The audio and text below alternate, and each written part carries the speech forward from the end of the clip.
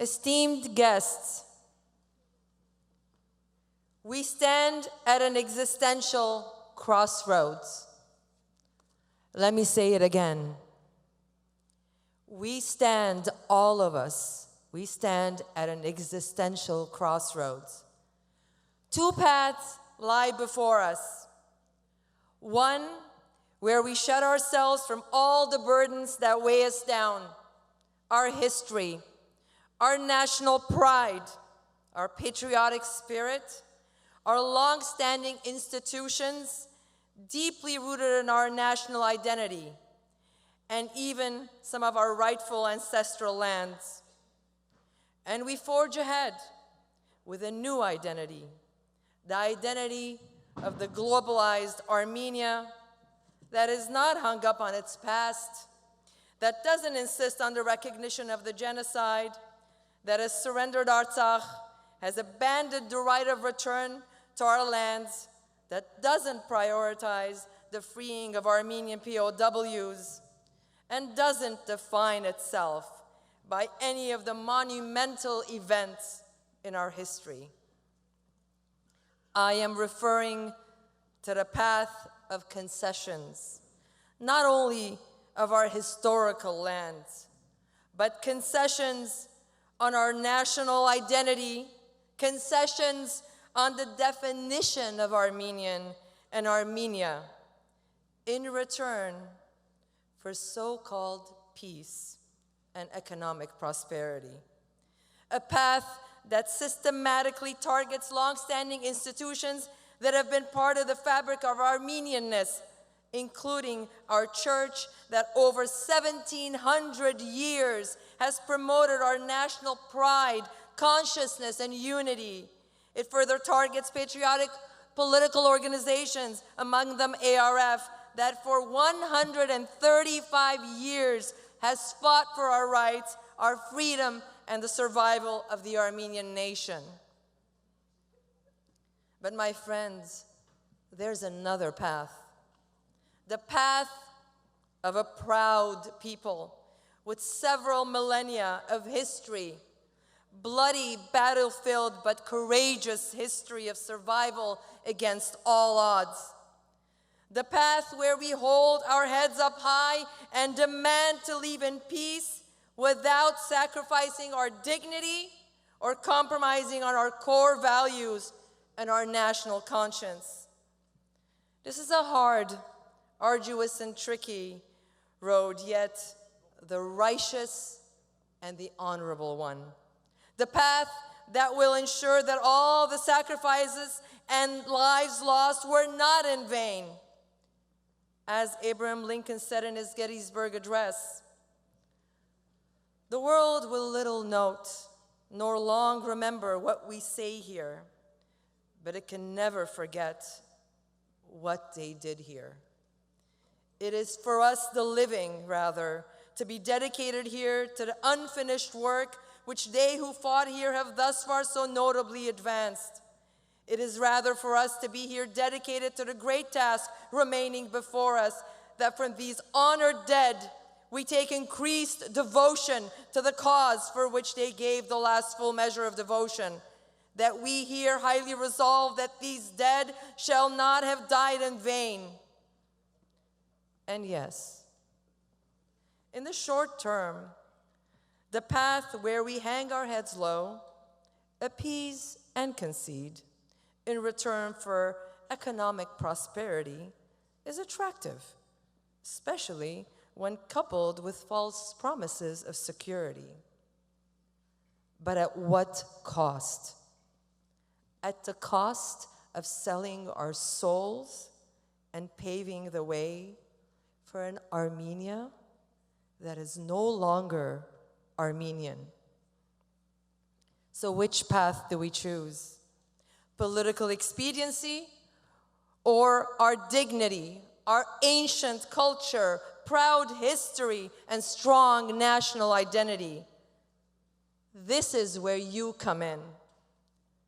Our strength is in this room. This room will never sacrifice the Armenian culture for political expediency. We as ANCA are the voice, but you are the momentum and the drive. You give us the strength to walk the right path, the ability to advocate for our issues locally and nationally. One builds on the other, one stone on top of the other. But remember, we must carry and move these stones. And you know that peace based on capitulation is not lasting peace. Peace contingent upon changes to our Constitution, giving up our claims to ancestral lands, and abandoning our human rights, including claims in international courts related to war crimes and atrocities committed against Artsaksis, is not peace. It is fleeting and unsustainable, especially in the face of our neighbors laying claim to Yerevan and Armenia and making it abundantly clear they want to erase us off the maps. So maybe allowing wheat shipments through Georgia and buying cheaper oil from Azerbaijan seems enticing as the beginning of a lucrative trade and blossoming economy for Armenia. And maybe some people are pleased with being on the recently established Board of Peace alongside Turkey and Azerbaijan. But are we ready for economic stability and peace in return for our silence? A very loud silence. Remember what Martin Luther King Jr. said. Our lives begin to end the day we become silent about things that matter. And genocide matters. Our church matters. Artsakh matters. Our heroes who sacrificed their lives for our nation matter. In the face of that, ANCA will not be silent. You will not be silenced. We cannot allow anyone to silence us, and anyone who tries is not looking out for our best interests. We need to go back to the basics. What is the Armenian cause? What are we fighting for? As part of the diaspora, what is our purpose, goals, dreams? An Armenia that stands tall and dignified, a united, free, and strong Armenia. And you may ask, how do we accomplish that? I can tell you that the ANCA has been at the forefront of that fight by advocating and demanding for all Armenians. We have a track record that speaks for itself. Over the years, we've been in the halls of Congress, in the White House, in the State Department. The power players know us because even if the faces change, the message remains the same. Our nation, our culture, our heritage must survive. What we want is no different than what the founders of this great nation wanted: life, liberty, and pursuit of happiness, this time for the Armenian people. ANCA amplifies your voice on issues of utmost importance to us all: the continued recognition of the Armenian genocide and genocide education, security and sovereignty of Armenia, the right of self-determination, and the right of return for Artsaksis to their ancestral lands, the unconditional release of Armenian POWs, not conditioned on concessions or release of mercenaries. The most recent selective release of 4 Armenian detainees is not enough. It cannot legitimize Azerbaijan's continued imprisonment of the remaining 19. Justice cannot be parceled out for political convenience. Though the challenges we face may seem insurmountable, it doesn't mean we lose hope. To quote Martin Luther King Jr. again, we must accept finite disappointment, but never lose infinite hope. History has taught us that we must rely on ourselves to forge a future ahead. Remember Khrimian Hayrig's Yergate Sherep metaphor. Today, you are the Yergate Sherep. You will always remember, demand, and never give up on our rightful claims.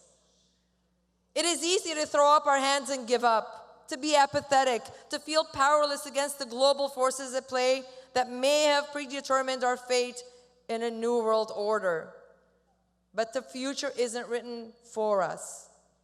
It is written by us, especially if we choose to stand up, speak, and take part. Change is always possible, but it never starts in silence.